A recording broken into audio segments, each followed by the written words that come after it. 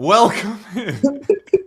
Welcome to Here Comes the Boom, and I guess no. We're having some real contract negotiations over here between what we're going to call this episode. We're going to officially declare this.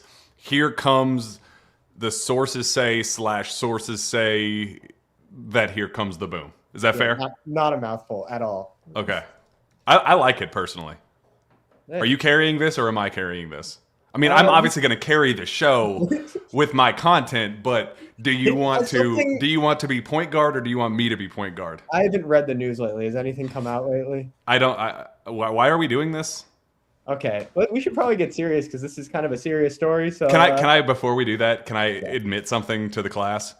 Yes. Before we did this, I had full-on UK jammies on that I was going to lean into the ridiculousness of just this whole scenario that KSR is deciding to put on our capital J journo hats and was going to, as we talk about our in-depth analysis and our reporting, I was going to wear UK jammies, but I didn't think it was the right time or place. Didn't have the copyright for it. All right, let's start. That's actually a good point. Actually, never mind. We can dig into that in a second. All right, so let's talk about it. So I do want to start and just say that we went into this with very good intentions, like with the idea of, hey, it's not about we're going in with a certain angle or expecting to get some type of results. Our questions that we got a ton of feedback on social media, on KS Board especially, in person, people coming up to us and asking what the heck is going on with Kentucky's recruiting. Why are we to the closing table with Tyron Stokes and with Christian Collins and just go down the list of all these guys and not landing any of them? Why did the early signing period come and go with no clarity whatsoever on an answer? So we went into the last month basically saying, all right, let's dig into the weeds and let's just come out with an answer. Maybe it's Kentucky passing on these kids, moving off. Maybe it's a Kentucky-driven decision. Maybe it's a JMI hang-up. We were totally comfortable with any possible result.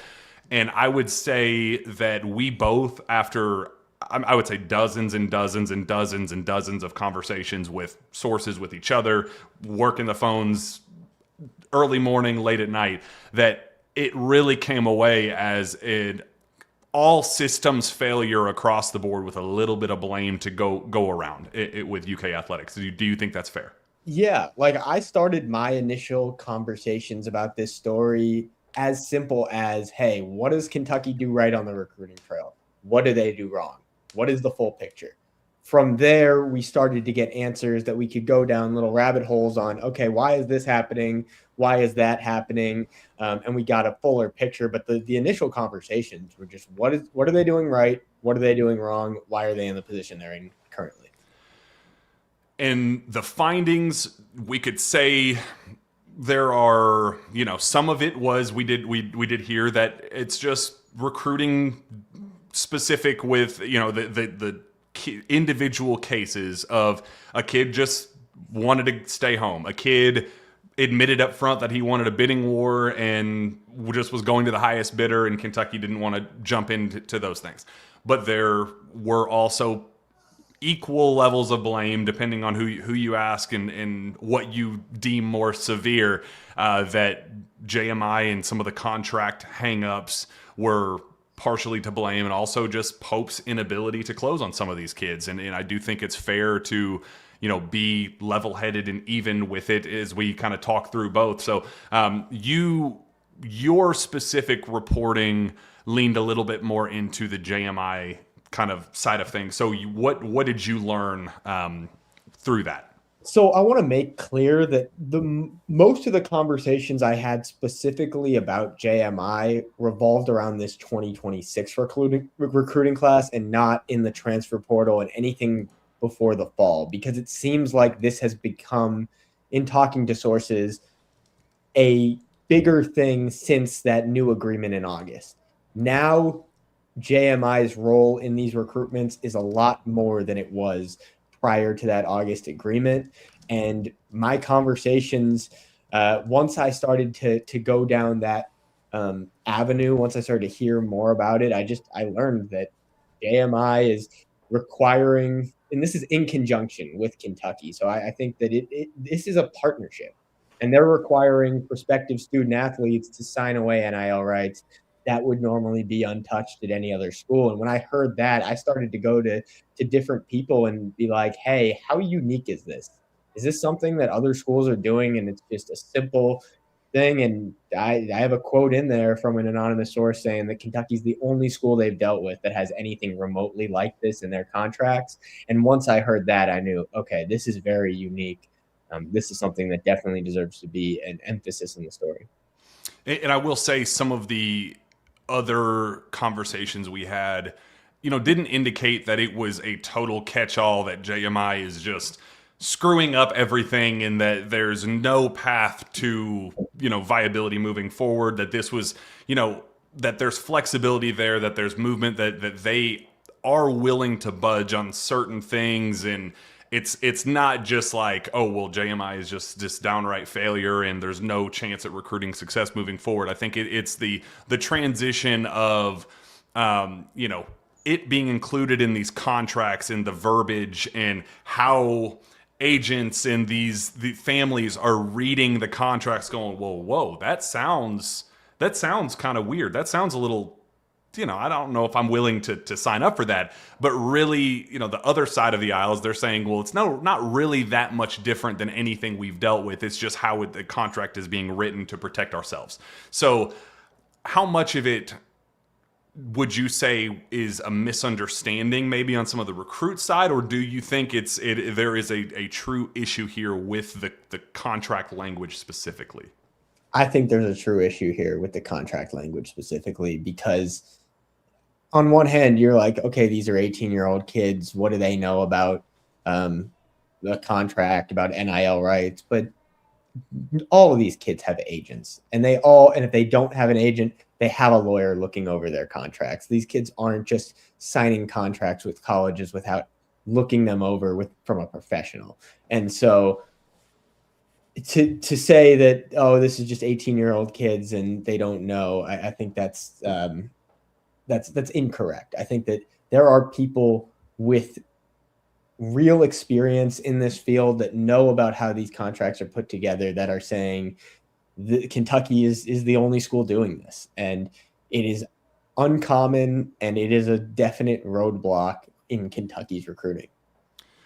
So we have that, the other side of the aisle that definitely kept popping up, probably more than I expected going into it, but also aligned with some of the, the scuttlebutt we had heard over the last several months when it did come to, even dating back to the Caleb Wilson recruitment and some of the bigger recruitments that Pope was getting himself into, that there was the reputation when Pope first took the job of, he's never landed a 5-star. He's never landed a big fish ever. At BYU, he didn't have to recruit at a Kentucky level. How would he? He's never been in those shark-infested waters. How would agents respond to him? How would he, react at the negotiation table when it was time to close? Did he have the ability to say the magic word to get a kid and a family to buy in and say, let's do it? And yes, he landed so many kids in that first portal cycle on short notice. It was incredible in the group that he was able to put together as late as he did, and for how successful they were. I mean, he caught lightning in a bottle. It was an unbelievable run with a masterful, portal finish for the first cycle. But then we started seeing some of the issues kind of pop up in the first high school cycle, but really I think the most egregious one, the one that I think kind of made the national landscape, mostly Kentucky's peers, start to question whether he had the chops, was when it came to Caleb Wilson, and just kind of the misreading of that one. Jacob, I've heard a lot how, the outside national landscape kind of saw the flip toward North Carolina faster than Kentucky saw it. And that they were kind of wondering, like, how is it that Kentucky still feels that they're right there in the mix and thinking that they're landing this kid, when North Carolina's people are saying that it's done. Like, I mean, they have this thing locked up and have maybe for a couple of weeks. There's no way that Kentucky's misreading this this badly, right?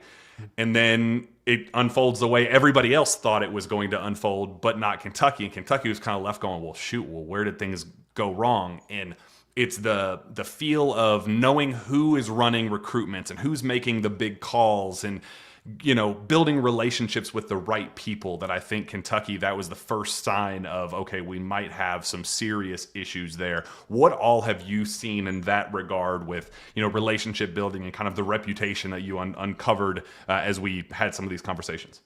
Yeah, lack of feel is something that comes up a lot on the recruiting trail when it comes to Kentucky.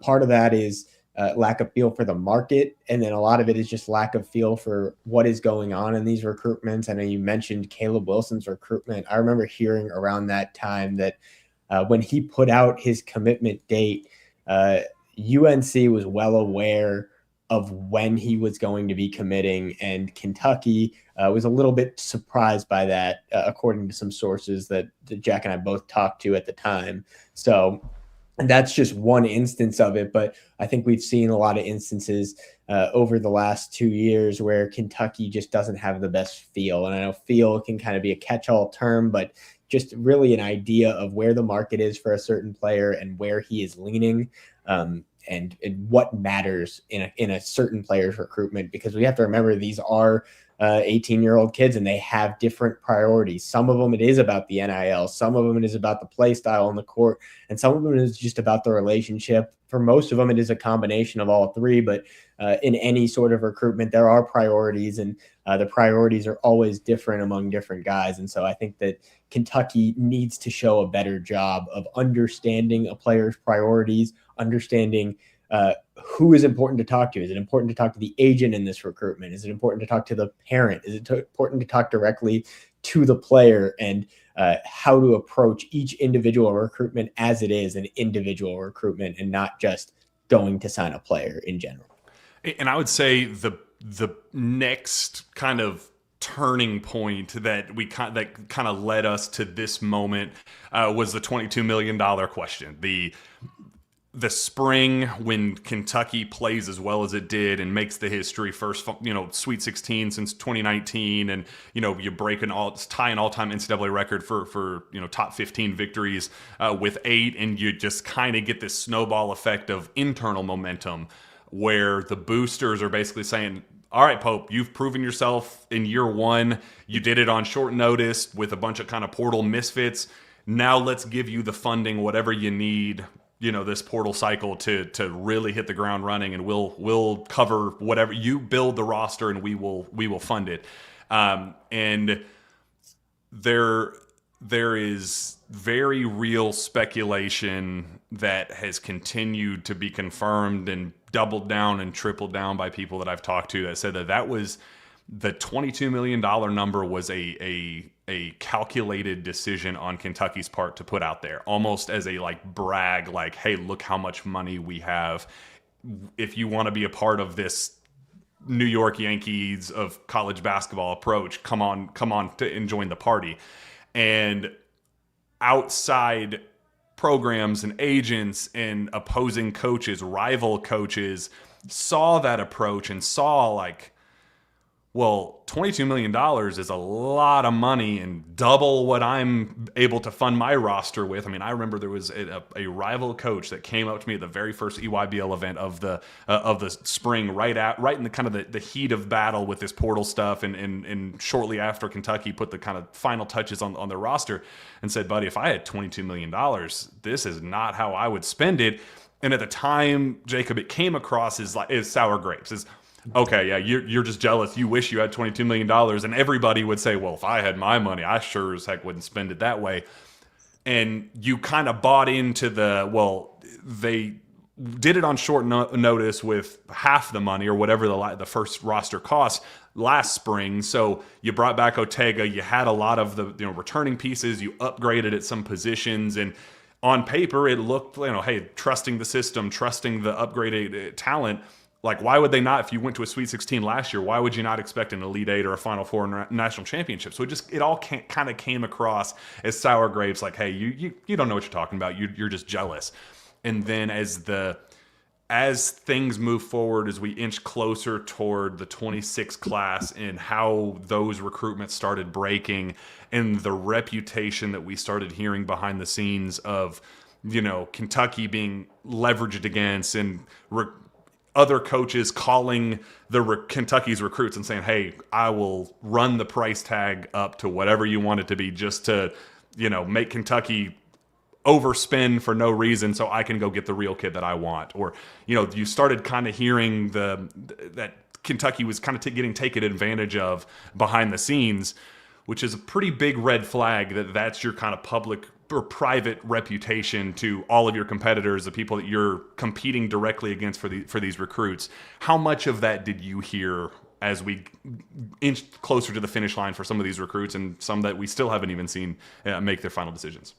Yeah, I think there's a lot to touch on there. I want to talk about that 22 million number and how that's hurt them. One area that's hurt them in is just the perception that now it's not even the perception. It's the fact that now, since that $22 million number is out, what player in their right mind is going to take a discount to go to a school like Kentucky? When you are a blue blood like Kentucky, you should be able to get players for a little less than market value because you use that Kentucky name and you come to a program like Kentucky, you have all these opportunities and you can make more in the long term. But if you're a recruit and Kentucky's spending more money than anyone in the country, why would you ever go there for less than the highest bid? And so it puts Kentucky in a position where they will have to overbid for players. They will have to be the highest bidder in every single recruitment if they want to win, because that number is out there and no player is going to agree to take a discount in that aspect. And I think a part of it is Kentucky playing hardball initially and kind of putting off this persona of, well, we're Kentucky, we don't have to overspend for these kids. For the Yaxels and the big name initial run of targets, you whiff on a lot of those guys, you get the misses, and then you get to that second wave of guys and you go, well, we gotta fill the roster with somebody. We have the money and we have national championship expectations. We got to just get guys. So agents and opposing coaches have started seeing kind of they're going to get desperate eventually. So just keep driving the price up initially. They're going to whiff. Either we're going to get the guy in the first run of, we're going to win the first run of recruitments, or in the second wave of guys, because of Kentucky's inability to understand market value and just general valuation of these guys, overbidding for guys that are not worth as much, or underbidding for the guys that are worth way too much. Kind of meeting that middle ground of, hey, we'll let the dust settle. We're either going to cash in on the guys that we really want in the first wave, or we're going to let the dust settle and let Kentucky overbid for the second wave, and then we'll get the guys that we actually want after the fact. So I would say one of the biggest issues and concerns that I have right now is just understanding market value and being able to sift through the BS. I think that is just, you talked about feel earlier, but that is just, I think, priority number one as we enter however this season unfolds, but as we enter how the 26 class wraps up or begins, or however you want to call it, but really getting into that 27 in the next portal cycle and beyond, there's some serious issues that we got to get addressed and fixed internally if we want this thing to get turned around. Yeah, I remember when NIL was first starting up, there was always the question of, okay, is it smarter to spend your money on a 5-star prospect or a big-time transfer guy? And my approach to this has always been, you get guys for the best value. Who is going to, you pay a guy $1 million, who's going to give you 1.5 million of production? And that's what matters. It doesn't matter if you're getting a guy from the high school ranks or you're getting a guy from the transfer portal. This is a business now. It's like in the NBA. It's like if you're going to give a guy a max contract, then you need to expect max production. And it's the same thing in college basketball. If you're going to pay a guy as one of the top players at his position in the country, then you need him to be playing as one of the top players at his position in the country. And that doesn't matter if he is a one and done, if his 5th year of college, or anything in between. I'd say how do we fix it? What are the next steps to understanding player valuation and market value and all of those things? GM continues to pop up, and that's something that Mark Pope has pushed back on multiple times now, said that he's looked into it. We've heard way back, I mean, even when Pope first got here and going into the like midway through his first year, as we approached kind of this point of last season, hey, are we going to get a GM as we go into, your second portal class, your, 2026 recruiting class? And those whispers just died out almost completely. And you heard Pope pretty adamantly say here recently that, hey, there are pros and cons with hiring a GM. It takes advantage of some kids. Like, just the explanation was very much like, I don't know if I love that necessarily.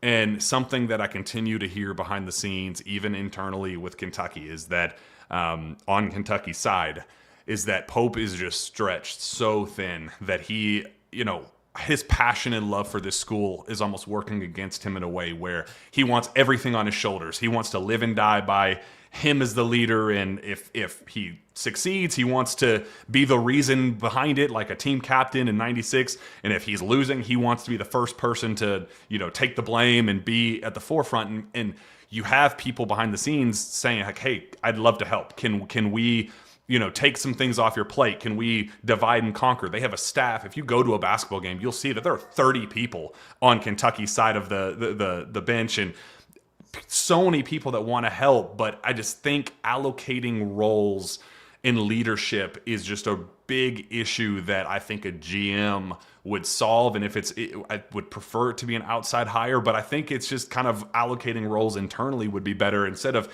having Mark Fox handle a dozen different things and Nick Robinson handling a dozen different things, and the assistant coaches handling one or two things with player development or whatever. Like, spread the love a little bit more and take some of that stuff off of Pope. Like, I love the guy, but he's just not qualified in some areas to kind of do this catch-all job that is clearly overwhelming him, that's clearly putting way too much weight on his shoulders. So what would you say the value of a GM would be for Kentucky at this stage? I think that having someone who is purely focused on roster building and NIL management is crucial in this day and age. I think that any school, whether it be Kentucky or otherwise, that's in the Power Five and not doing this is behind the eight ball. We wrote about it in the story where you have people saying, hey, I don't have a clear answer on where I'm at NIL. If you have a GM that is specifically there to answer where they are at on NIL, offering a certain player, then that answers all of those questions. You have someone who knows the exact budget that Kentucky's working with, the exact amount that they can go for one player. There's no nuance there. You have an answer. And so that is the biggest thing that a GM would do. And then there's just other things that on the recruiting trail, it almost makes it so that if you have somebody handling all of that, bringing in Pope is a big deal to these recruits. Like, you want to have it to the point where your head coach coming in, he's coming in for the kill. He's coming in to close the deal. And it's like, oh, okay, now they're getting Pope involved. I know I'm a priority. But if Pope is involved for the whole recruitment, handling every detail, that the uniqueness of it, Pope is talking to me, that wears thin. And by the time a kid's making a decision, who cares that Pope was talking to him the whole time? You want to have that lasting impression of, okay, Pope's coming in now to finish the job. But we have had these relationships with the assistants and with a GM for a long period of time. Well, we got to run because we have happy hour coming up. We have Kentucky volleyball to watch. We just wanted to make sure we put our ugly faces out there for the world to see instead of just kind of hiding behind bylines. We just like talking, and the conversation is moving on KS Board more than ever. Give the shout out to KS Board and what the latest promo is while I prepare for our final ad read. Yeah, the latest promo is great. Jack, what is the latest promo? $1 for 2 days, right? Get okay. That's the one we're get us on. rolling. Just go subscribe. Make sure you use my direct link to it. My campaign but you get $1 for 2 days. Try us out. You're going to love us. Now is the absolute perfect time to give us a shot, but it's also the perfect time to give our friends at LG&E and KU a shot, because LG&E and KU knows that when the lights go out, it can feel like a full court press, but staying in the know is an easy win. Update your phone number in the LG&E and KU mobile app or in My Account. If the power goes out, you'll get play-by-play text from 454-358 with outage updates, safety information, time estimates for power restoration. Can't text? No problem. We'll call the landline on your account with the same updates, so you're never left in the dark, because in the dark, there's no defense. But with LG&E and KU, you've always got a team working to get the lights back on and let you know the game plan. Update your number today at lge-ku.com/outages. Any final thoughts before we get out of here? Jack, you got your sponsor. Let me give my sponsor a shout out. All right. Our good friend Andy Ludicky from myperfectfranchise.net. Andy's a huge college sports fan and franchise veteran, having owned multiple franchises and businesses. Using his expertise, he helps others find their American dream through a very thorough consultation and evaluation process. Head to myperfectfranchise.net to learn more, or you can text or call Andy at 404-973-9901. Let's go. Thank you for coming on. Here comes the boom. This is a little fun little crossover for sources say that here comes the boom. I think it just rolls off the tongue perfectly. For Jack, for Jacob, we'll see you next time. Go Cats.